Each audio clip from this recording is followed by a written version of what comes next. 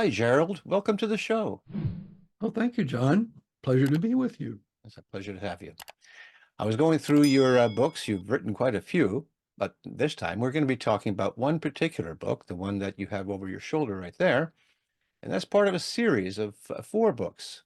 And we'll touch a little bit about what led to this particular book. Why don't you tell us a little bit about yourself, who you are, and how long you've been writing, and what you're all about? Oh my, I've been writing since I won my first um, prize for a report in fourth grade, Why Most People Like Tom Sawyer, sponsored by the Kansas City Public Library. And then I wrote a short story in sixth grade, and that was a Scholastic Magazine's winner. And my father was through his career, a chemical engineer trained as a scientist, and was really very strongly pushing me to go into the sciences, especially for some reason quantum physics. And when I informed him in my early teens that I thought I'd get more girls if I was a writer, uh, he was very disappointed. So uh, when I did study in the sciences, but in college, I not only was very much involved in literature in something called the College of Letters, which was inside my university, but then also um, I did a fair amount of acting when I was in college, and I was going to get serious about that, and then uh, later on, I realized that if you're an actor, you kind of have to wait for the part to come to you. Yeah, And I thought, well, if I'm a writer, I can play all the parts. So that's right. that was, but the background was, I studied acting. I also studied directing, and I did some directing as well. Studied filmmaking, digital filmmaking. I understand. You had a career in that field, so I have been a professional writer most of my working life. My first job was in industrial film, what they called industrial film. That was back in the days when it was like corporate training films, and it was actually film. Yeah. Um, and then I went from there into, actually, I was assistant director of training at a CPA firm. And so it was training on tax and audit. And we talk about dry. Mm. But, I did that. And that's when I went into producing because the writing was so boring. They said, well, we need somebody to produce this stuff too. So I said, well, okay, the other guy, you be the writer, I'll be the producer. And then from there into educational, K through 12. There were film strips in those days, not to date myself. And interestingly, in my next job, I got involved in the early days of computer graphics. And I got very deeply into the whole computer internals, the technical. I mean, I guess my curious mind just went, maybe it was the scientific background, I don't know what, but I got hip deep in that stuff. And that served me later because, and that was in frozen Detroit, okay, at the time when they were downsizing the cars and it was kind of a boom town. But then it went into recession, Yeah. and my my wife and I decided we would move to California, where I, wanted to break into the movies, of course. Here I am on the left coast, right? Yeah. And the I was able to get good recurring work writing business and technical books with the computer graphics background. So I wrote a lot of, back then they were how-to books. I mean, these days you don't really need how-to books for That's computer right. applications. But back then, you had to kind of go to the bookstore and find something that would teach you how to, I had a very popular book, Excel for Windows Quick and Easy. Right.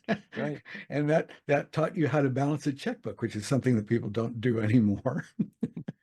But flash forward, then this was more recently, um more than a dozen years ago. And I had up to that point, I'd done mostly nonfiction, and editor and ghostwriter and writer for mainstream publishers, but I had an agent, a fairly prominent nonfiction book agent at the time. And I told him, I said, I'm just going to turn myself to fiction. I'm going to focus on fiction. And he kind of said, not in so many words, have a nice life, kid. Can't help you.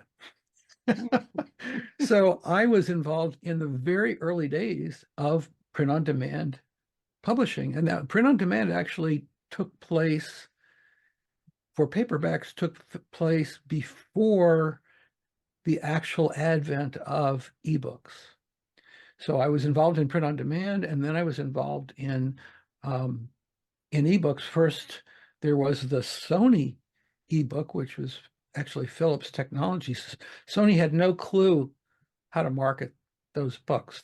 Those tablets. Yeah. They concentrate on libraries and colleges, and so it wasn't until our good friend Jeff Bezos came along and said, "Oh, there's this thing called an ebook. We're gonna break the market open," and they did, of course. They sure did. Yeah.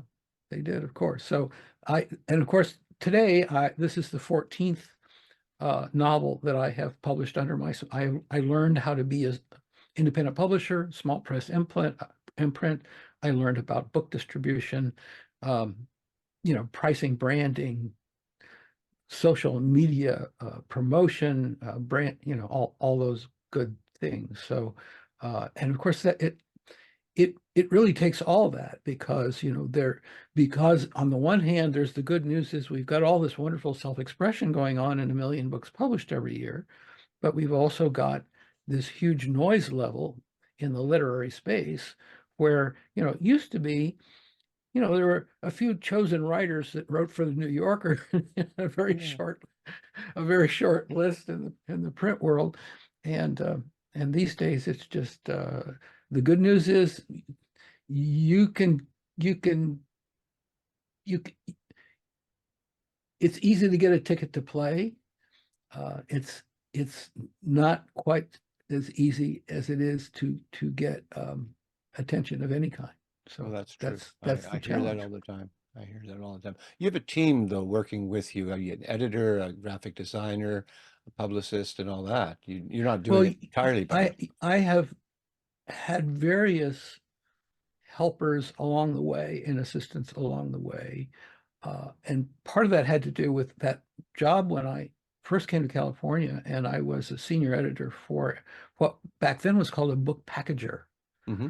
And they had contracts to deliver like entire textbook series to publishers.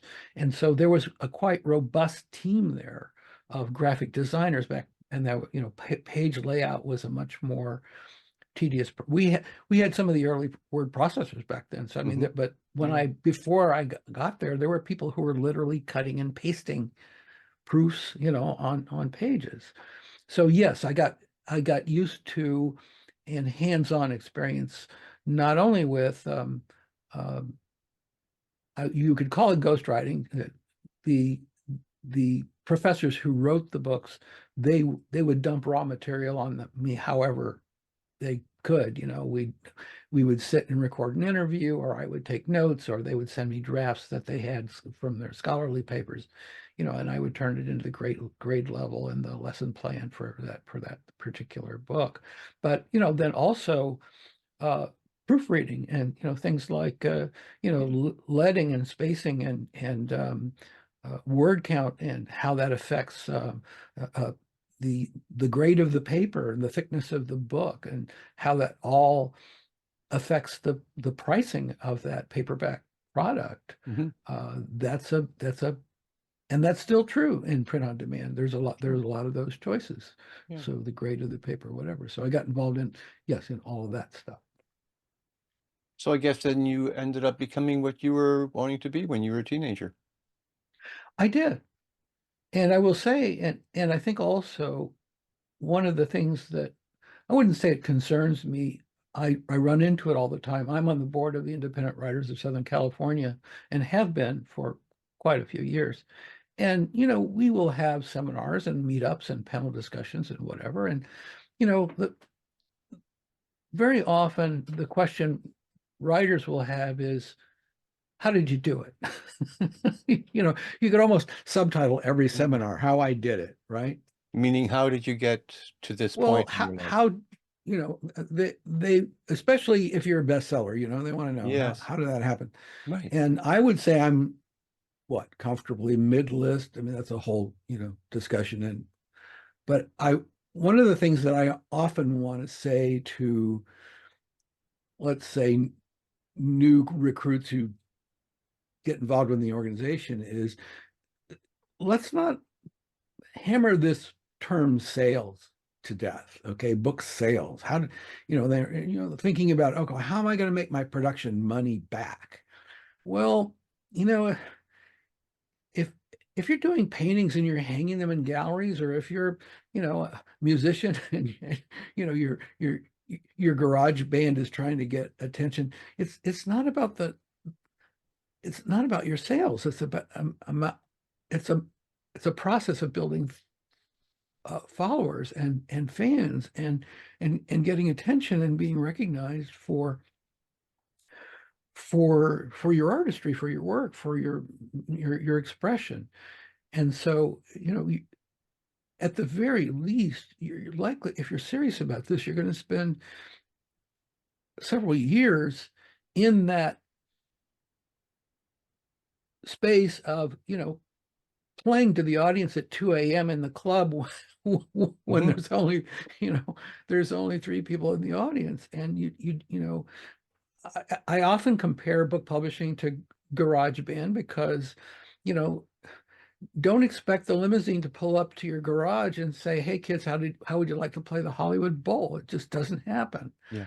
Now, record companies didn't go away. Digital music, interestingly enough, because it requires less bandwidth than video does, came along first, as you know.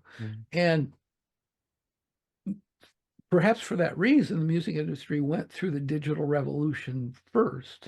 Yeah. And I would say that musicians today are very sophisticated in terms of, they've got their SoundCloud accounts, they've got their, they've got their social media, they understand that, that handing it, yes, maybe I want CDs so I can hand them out at the gig at the coffee shop, okay, even though people are streaming these days, okay, people want something to hold in their hand, perhaps.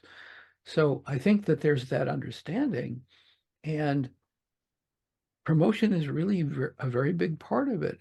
And I think another thing that that newer authors don't quite understand, excuse me,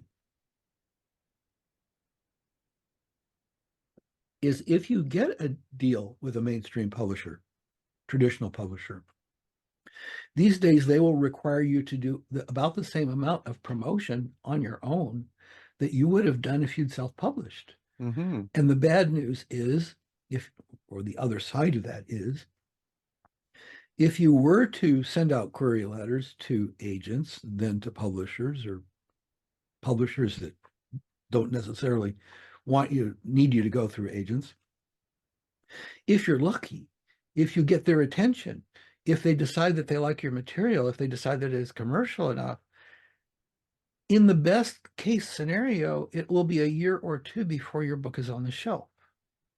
That's just because publishers have their catalogs, they publish in a certain cadence. They're very aware of the categories and whether their categories are filled and what's new. They're also extremely aware of what they might consider to be the timeliness, what used to be called the news at 11 angle of your book. And so the timing is not going to, the timing is definitely going to frustrate you. I just guarantee it. Okay.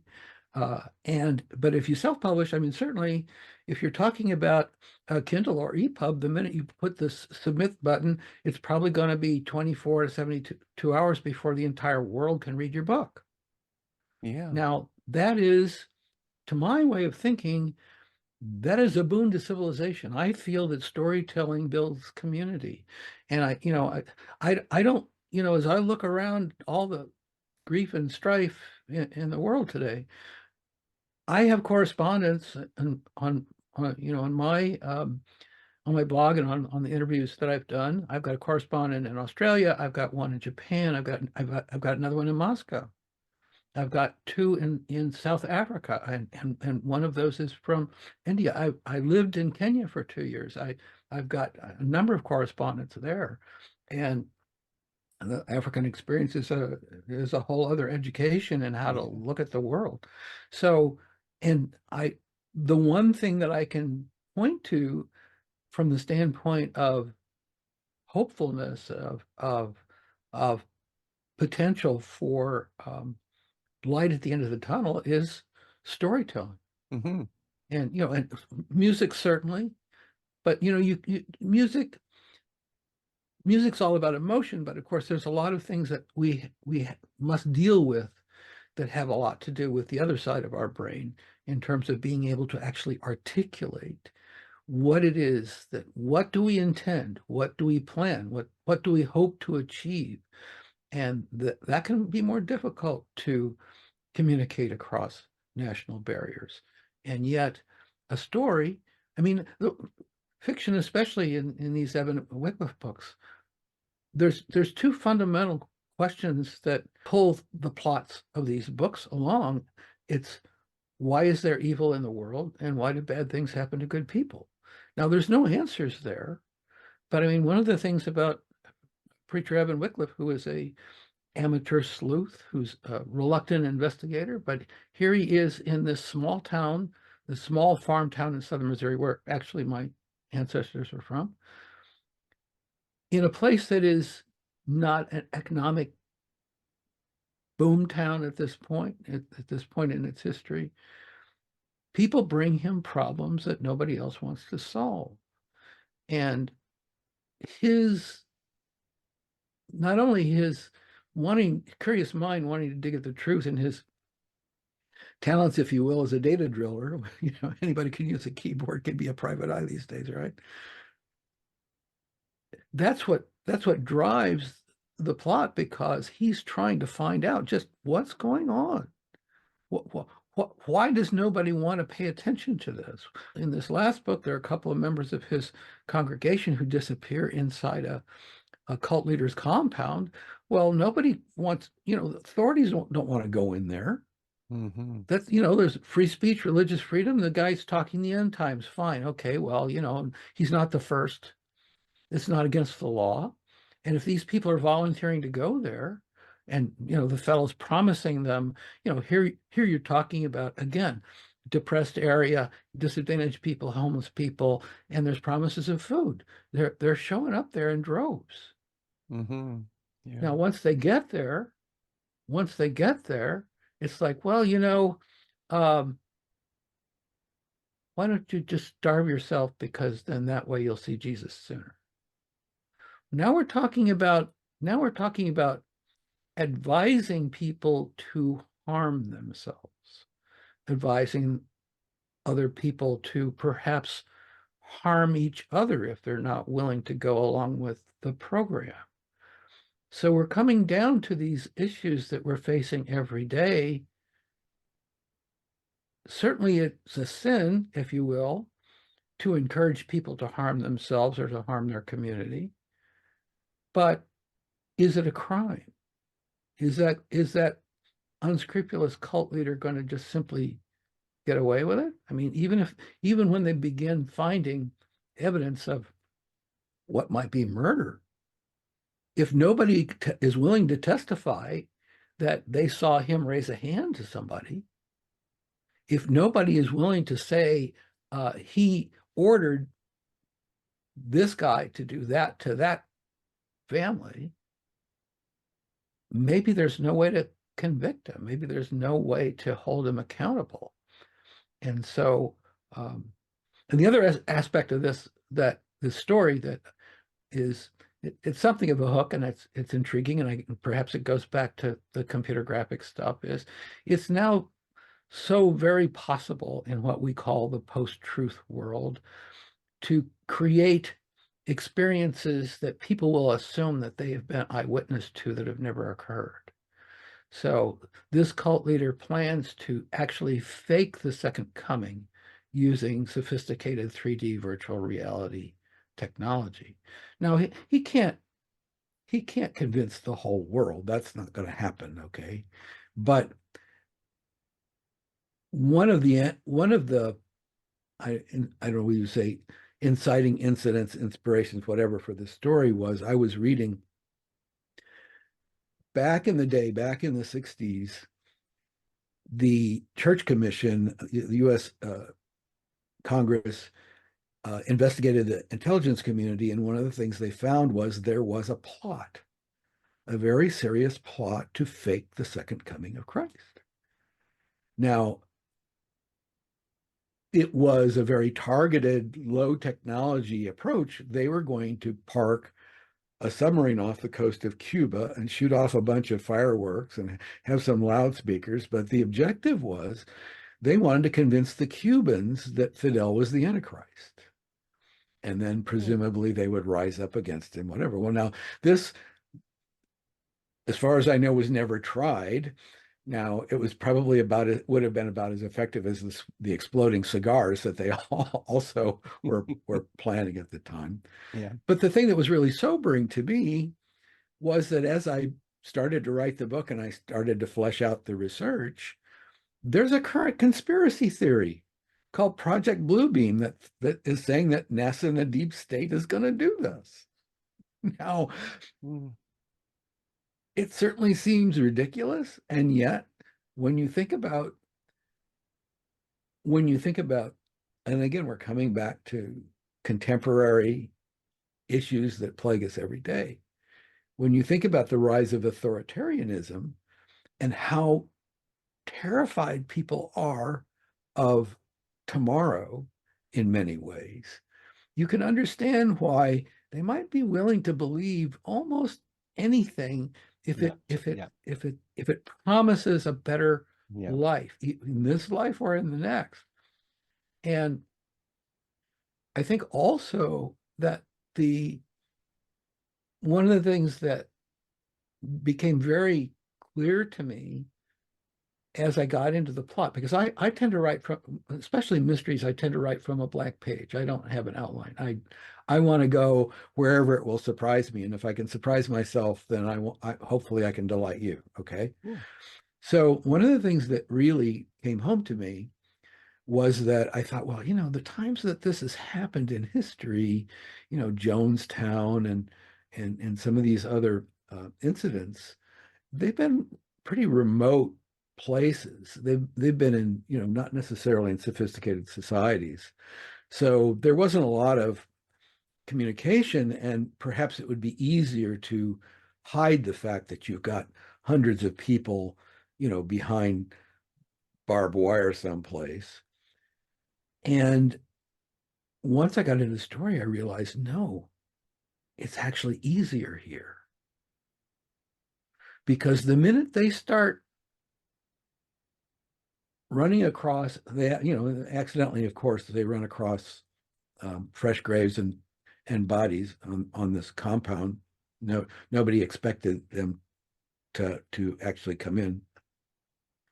But when they start doing that, the very next day on social media, you've got, oh no, those are pillows and body bags. This is just the deep state trying to convince you, so you've got, and this is one of the things I rediscovered one of the things that, if you read John le Carré's spy novels, you know this, because this is Spycraft 101.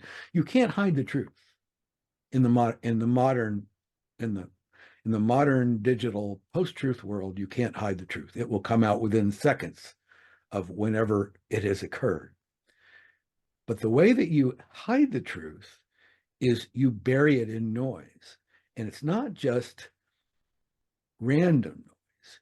It's alternate versions of the same story, some of which is true and some of which is deliberately false. Yes, a kernel of truth. Yeah. And as with this Cuban crazy plot against Castro, I think a reader of the New York Times at the time would go, oh, this is really wacko. All right. Well, if you've got other versions, and it's interesting that, in the media, we certainly had this conversation about alternative facts. There are no alternative facts, right? That's oxymoron. But I would point out there are alternative sets of facts. Okay. And that is very, very different. So if I have multiple versions of the story, and okay, one version of the story, which may be the truth, is that if these people won't commit suicide, they're being helped along. If that's one version of the truth, if the other is, oh, this doesn't even exist, maybe there's another version of the truth that, oh, no, but they're being abducted by UFOs, or these are aliens that are coming out of the Bermuda Triangle, or these are zombies that are crawling out of the caves of Missouri. Is full of caves. Zombies coming out of the caves at night, and they're devouring these they're cannibals. So you've got multiple versions of this story. And if anybody happens on the truth, and any journalist starts harping on it, it's very easy for the people who want to cover it up to say it's wacko just like that. So it's guilt by association in terms of what is true and what's not. And this is this whole post-truth engine. I often think, if I put on my hopeful hat, that we've invented the internet at just exactly the time that we need global consciousness to solve the problems that we have as a race, as a species. Of course, in the beginning, it's been used for, gossip and, worse. And kitty cats. Well, and that's the quality of news that we have now. It's not very far removed from gossip, because it appears so rapidly. There is no fact checking. There might be some down the line, but again, if there's fact checking and it's embarrassing somebody, it's very easy to distract and cover it up. So I do feel as though, and again, it comes back to storytelling, and I think that the fact that we are closer. I mean, COVID, Zoom, all that, we're proving it right now, is the idea of, you don't have to be literally next door to me for us to have a casual conversation in the morning on a moment's notice. We planned a little bit more than that for this, but so that's the engine in the Preacher Evan Wycliffe books, and the first book started with, I had done a series of romantic comedies that were kind of fun, and I had done some historical fiction, I'd done some literary fiction, I'd won some awards. And when I went to this mystery series, in this same part of the world, one of my relatives, going a generation back, had killed himself. And he was an NRA member. He'd come from a farming family, but he'd worked in the cattle transport business, basically, you'd say. So, I mean, there's a lot of that happened in this, going back in this part of the world. But, he's a middle-class guy. He wasn't poor, whatever. And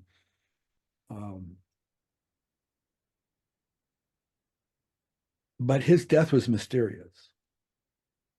And it's pretty obvious that he had used his own gun on himself, but he was found out in the middle of a field, and it wasn't really understood why this occurred. So the question is, all right, it might not have been murder, but if somebody drove him to it, that's pretty serious, and I want to know why. And as I dug into it, I never knew all the answers, I will say. It did seem to have something to do with a land grab and dispute over a family, the family farm that was in an estate that he felt he might have handled badly, or screwed up about.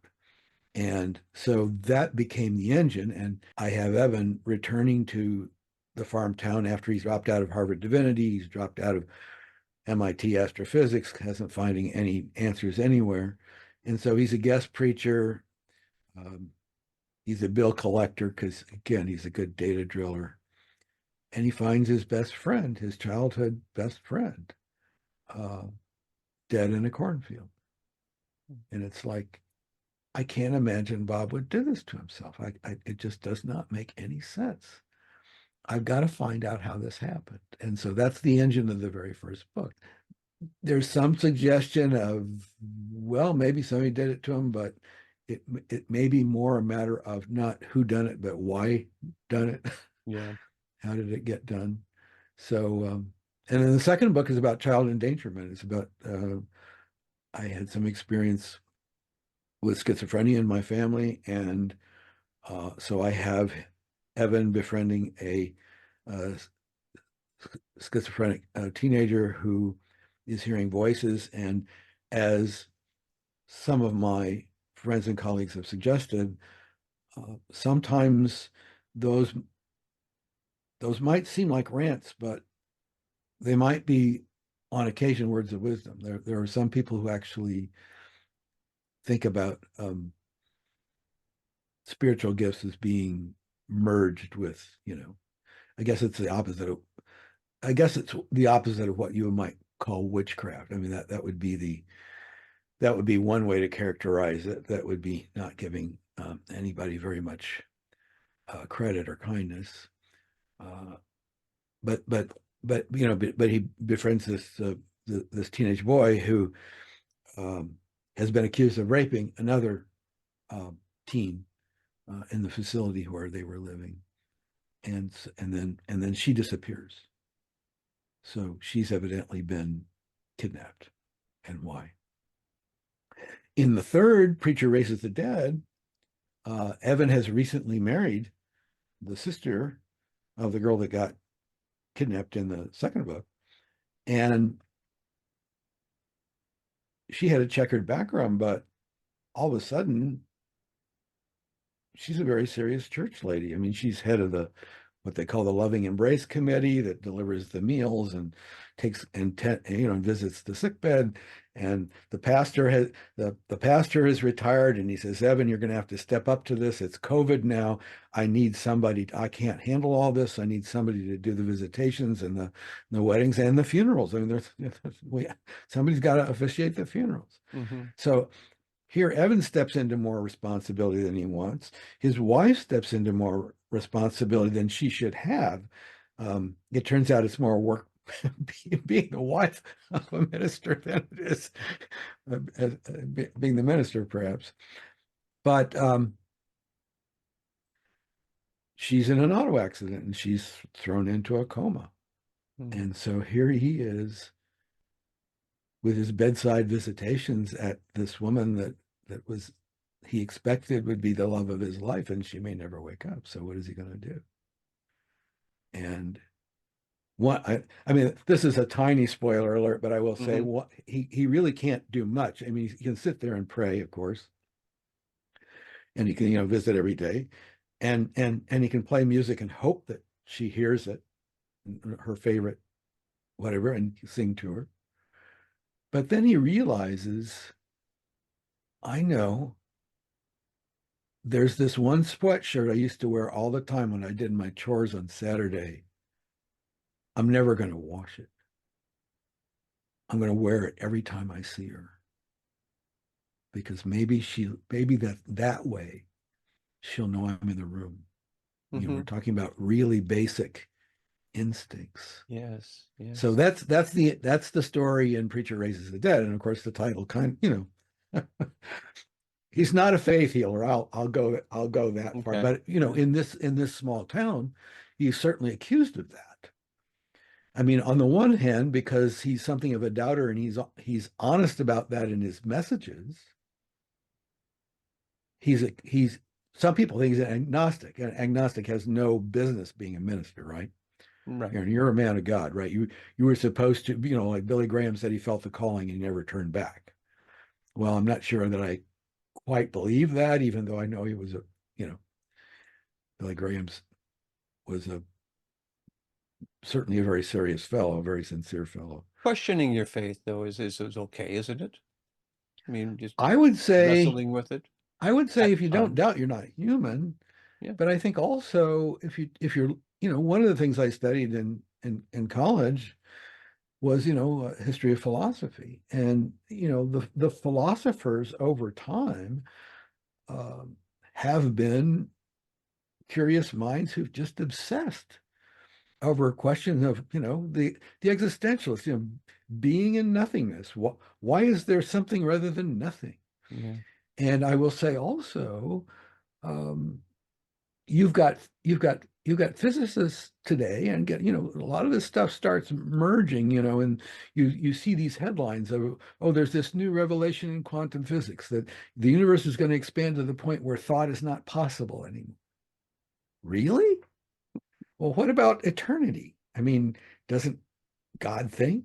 Aren't we going to be able to think in the afterlife? It might be billions of years from now, but eternity's supposed to be endless, all right? Not supposed to have an end.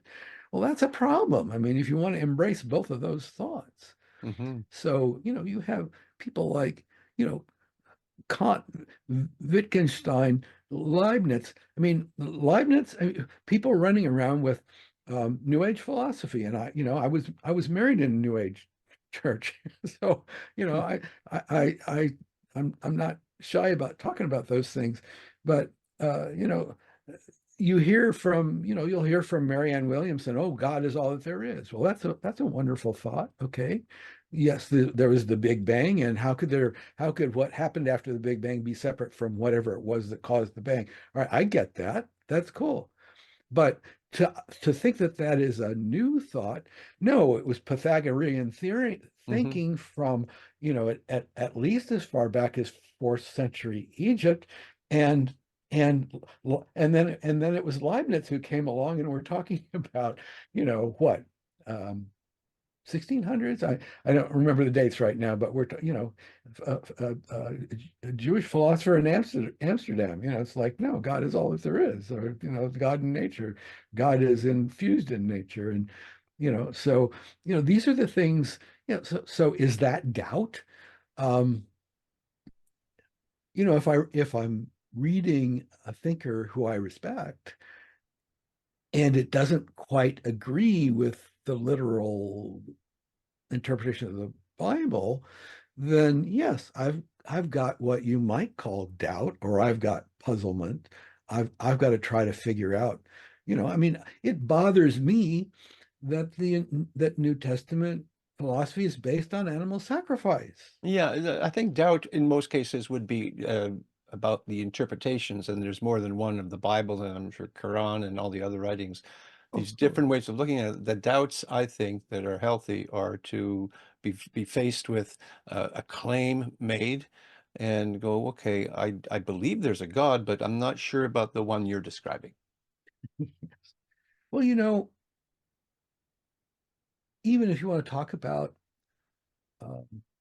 neurology and psychology, and without any spiritual dimension at all, you come to this question of, ever since we were infants, and we were first, whenever that awareness dawned on us, whenever consciousness occurred, we've been asking, as individuals, we've been asking ourselves the question, who am I? Mm-hmm. Who am I? Every day of our lives, who am I? You look in the mirror. Am I on the wrong track? Mm-hmm. Am I a good guy? Am I a creep? Well, look what happened yesterday. But some psychologists will tell you there's no such thing as an eternal soul. There's no such thing as a being that exists outside of time, because the soul is the sum total of the answers to all those questions. You have a computer up here. I mean, again, if we're only to take the naturalist, point of view, which I'm arguing that side of it right now. I'm not necessarily saying that's what I think, Yeah. but the soul is the answer, the cumulative answers to those questions that this computer wants to know why it's in the world. What am I supposed to do?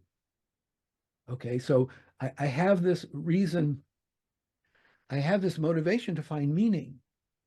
Well, the reason I have to motivation to find meaning is as primitive uh, um, beings, we needed to be able to interpret what were threats and what was food and what were sex opportunities, and all this things in our environment based on clues. That's meaning. We were making meaning out of what's happening to us. We do that reflexively. We can't help it.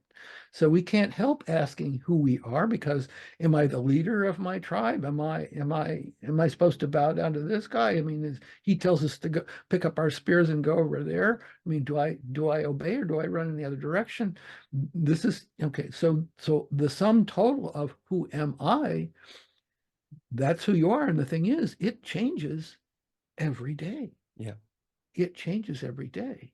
Now, okay, I'll jump over to the to the Marianne Williamson side. I'm not selling her or dumping on her. I'm just using her as an example of a name you might have heard of.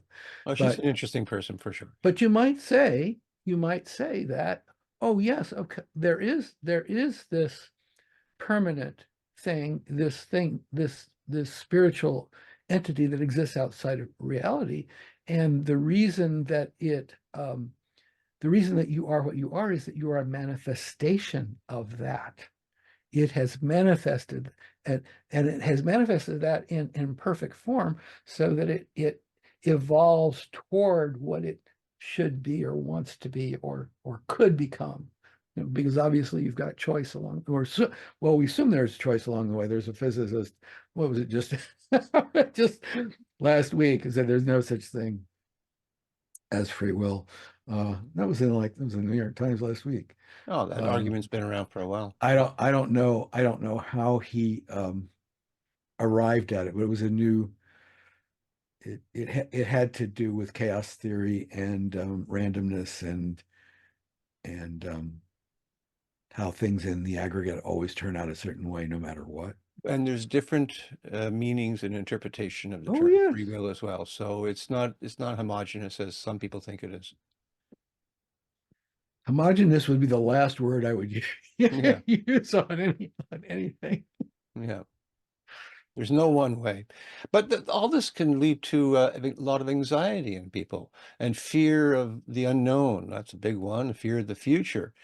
And so therefore crises emerge, and crises have been with human beings as far back as we know. The crisis that's in your series, the Evan Wycliffe series, I suppose each book has some kind of conflict and crisis that has to be addressed. How do you do that? And is there a hopeful message there somewhere? I think there's a hopeful message in that you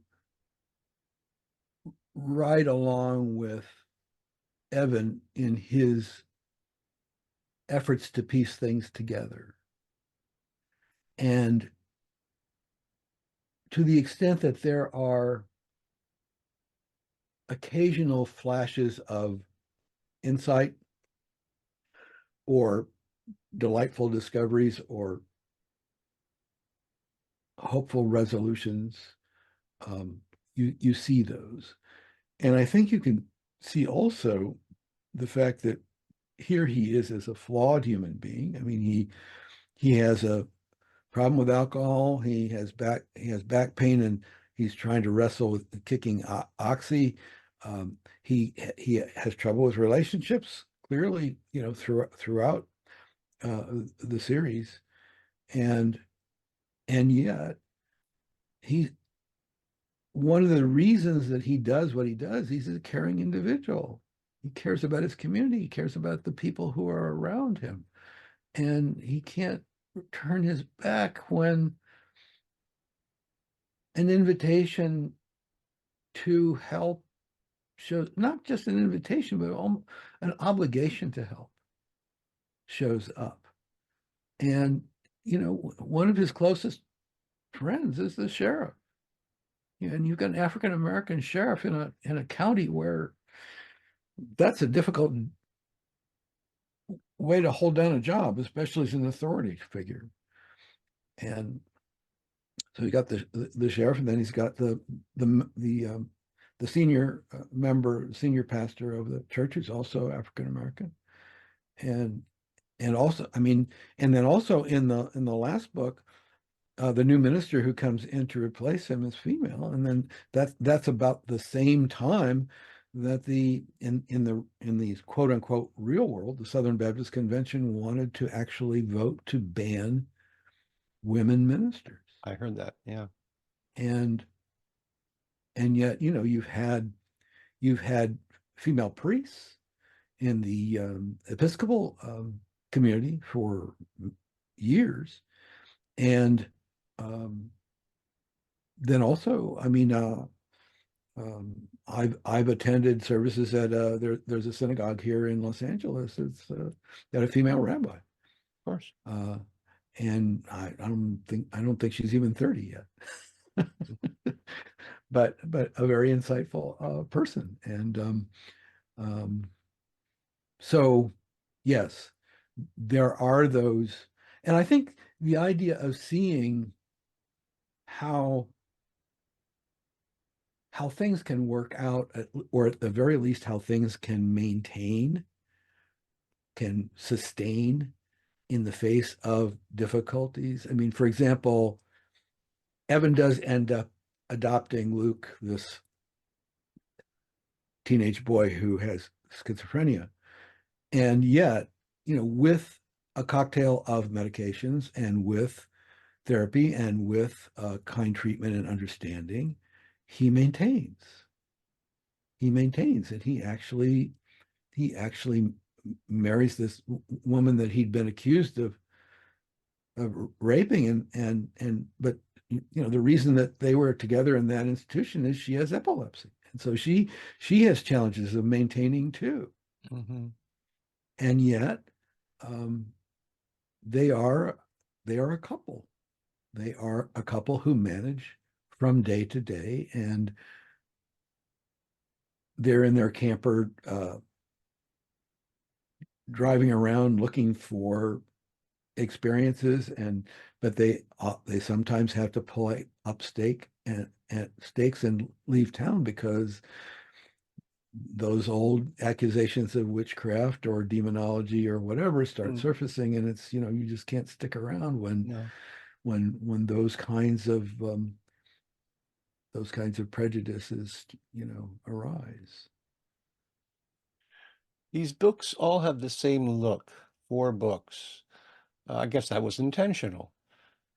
Well, very much so. And actually, going back to last year, they all had different covers.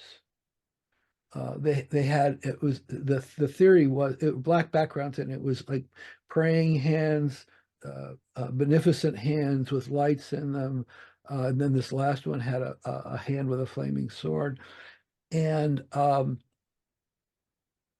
they were up on NetGalley for a while, and that's, you know, the review service for books. And the thing was that the book, from the reviewers, the books were getting straight A's, but then the book covers were getting B's. Mm-hmm. So I had all of the book covers redesigned, and they're each different in a different way. There's a different kind of a moody, almost a dark theme about each one, and there's a kind of a circumstance that you're always seeing you're always seeing Evan's back, and he's always kind of moving away from you and moving into something, into something that's a bit creepy or a bit mysterious. And one of the things that I've learned as an author and as a publisher that has surprised me is that, again, back when I worked for the book packager, and there was some expert designers there, and they prided themselves on the fact that they didn't want their book covers to look like any book that had ever been published. They were really killer designs, original design, works of art. Okay. That is exact opposite from the way that you sell books today. And that is because books are commodities, at least the way that they're treated on places like Amazon. Yeah. And it's like, if you like this, you'll also like this. Okay. Right. Well, if you're gonna sell ketchup, that better look like Heinz.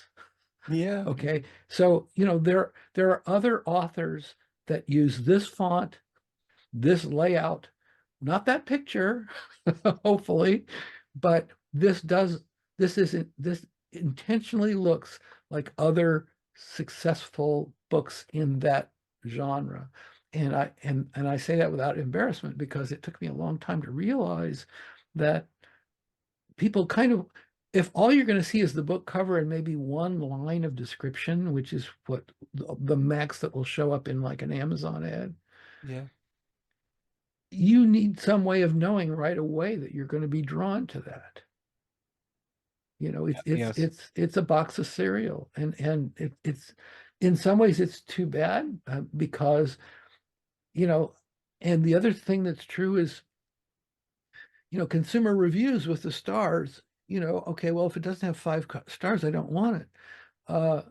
Well, you know, if you go and if you look at your favorite authors, whoever they happen to be, if they've got more than 20 reviews, they got a few, 1, 2, 3. I mean, you know, James Patterson, who's probably made more money selling his mysteries than anybody on the planet, I guarantee you, he's got some 1-star reviews. Yeah. So that's kind of unrealistic. But the thing also is, you know, consumer reviews are highly subjective in terms of the individual. In terms of, I mean, I had a review the other day of Preacher Stall's The Second Coming. The reviewer said, after the second page, I realized this isn't the book I expected. Okay, That's fair statement. What this, you know, number one, this isn't Christian fiction. It's not a a wildly inspirational text. It's not something, you know, for morning devotions. If you feel as though yesterday was your dark night of the soul and you want to break out of it, this is probably not the way to do it. yeah. But then again, it's also not. There's no slashers in there. There's no vehicle bombs. There's no war-torn, you know, scenarios. There is certainly bad actors and evil, if you will. Are you thinking of writing a 5th book in your series, or are you done now? You know, I've actually started the 5th one, and I was resisting the impulse because I thought, well, maybe it's time to, you know, work some more on social media for a while, and you know, and because promotion takes time. It does. And you know, it takes effort, and as you say, as you point out correctly, takes collaborators, you know, and keeping your team kind of, you know, focused on the immediate goals. That's a challenge too, because, you know, you're a project manager, and that's kind of a difficult road for some folks who consider themselves, you know, creative and maybe a little bit less, you know, more prone to the daily inspiration kind of thing. Yeah. So yeah, I thought I was going to do more of that, and I am, but there might very well be another in the Preacher series. He is very much at a low point in this book. He's at a low point when he begins personally. At the end of the book, he is very much at a low point in terms of his assessment of what's my impact on my community and on, you know, on my country. And I mean, on the world is tough, but have I had any effect at all? He's kind of asking himself that question at the end. We can do that. Perhaps I owe it to all of you to to turn up one of the gain control knobs on another part of the panel, not so much not so much on that. Well, and again, you know, in religion, we've often talked about the dark night of the soul. I mean, you have to go through this difficult period to get to the other side. And if you're not willing to face down your demons, your impulses, and it's not a matter of necessarily denying yourself, because that's just simply trying to tamp down what's going on. Mhm. But maybe if you turn that phrase denying yourself into inspiring yourself or motivating yourself, if you can find that thing, whatever it happens to be, could be craft jewelry. I mean, if you can find that thing that you can't wait to get to in the morning, then you're on a path. Mhm. You're heading toward a destination. And I mean, it may just be that your booth at the trade fair, you're selling the craft jewelry, and and then along comes whoever that person is, that what in one of the Ann Tyler books, I think the last line is, "I can't believe how that person changed my life." Well, this is just an ordinary encounter. This is just somebody you bumped into at the supermarket. Yeah, that does happen. Now, before we go, gotta wrap this up. Why don't you give us a quick pitch to those who you think would like to read this book? Give us your best pitch as to why someone should buy this book and read these books. I would say, if you're puzzled by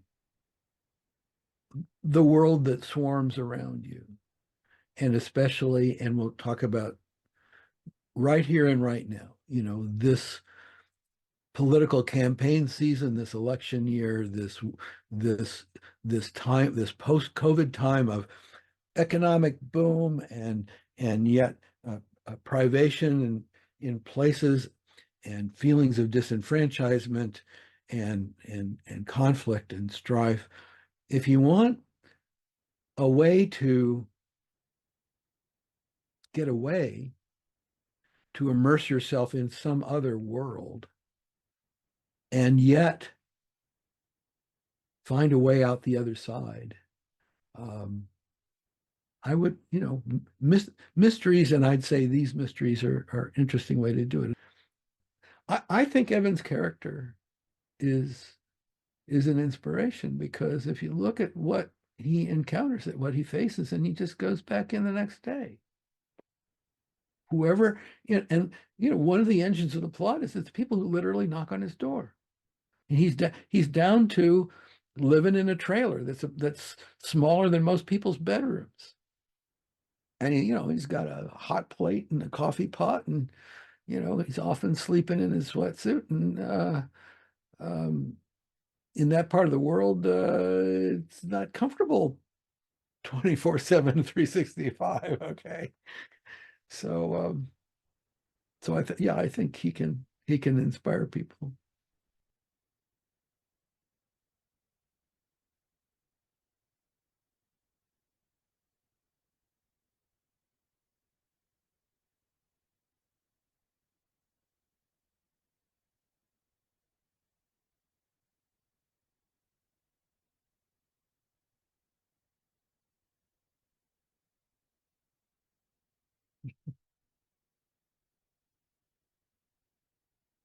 Well, John, you've been very generous. I appreciate the kind words.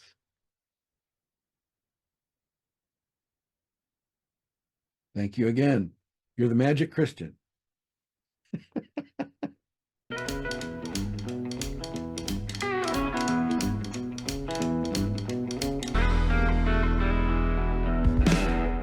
Thank you for watching. If you like what I do here on Tell Me About Your Book, then please consider hitting that like button and leaving a comment. You could also subscribe and ring that bell, because I release 2 episodes per week, one on Wednesdays and one on Saturdays. And if you are an author, I would love to hear from you. Until such time, keep on writing and be kind to one another.